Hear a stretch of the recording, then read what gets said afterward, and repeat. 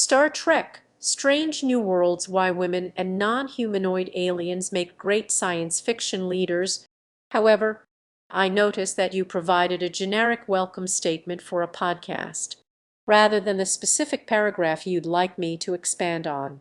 Could you please provide the relevant paragraph about Star Trek: Strange New Worlds that relates to the topic of why women and non-humanoid aliens make great science fiction leaders?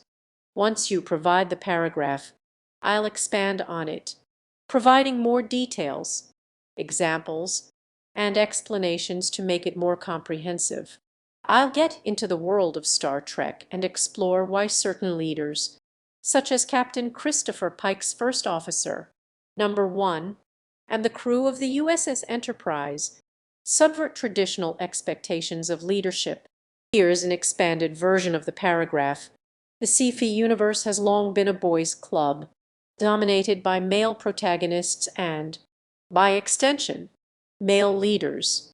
However, with the emergence of Star Trek: Strange New Worlds, this notion is being turned on its head. The show's fearless leader, Captain Christopher Pike, played by Anson Mount, is a prime example of a complex and nuanced male character who subverts traditional expectations. But what's even more exciting is the diverse range of female and non-humanoid characters who are not only prominent figures in the show, but are also leaders in their own right. We see this in the character of Mzbenga, the ship's chief medical officer, played by Babs Olusanmoken.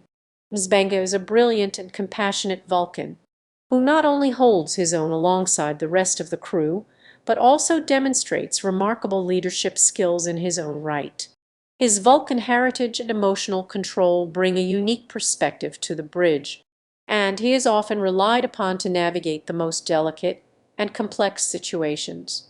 Similarly, Peaches, played by Gila Gamble, is a skilled engineer who shows a natural aptitude for leadership, often taking charge of crucial repairs and upgrades even when they require working outside the comfort zone of some of her crewmates.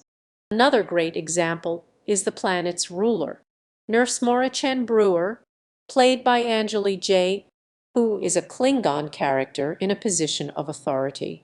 Her expertise and no-nonsense attitude help her navigate the plot, while also challenging some of the preconceptions the writers of Strange New Worlds might have initially had about the character of Nurse Mora.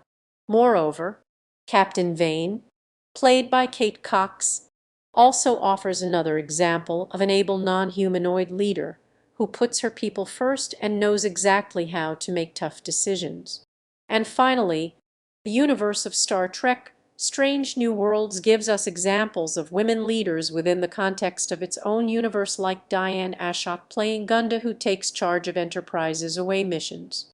These are just a few of the examples we can find in Star Trek: Strange New Worlds, and the diversity of characters on the show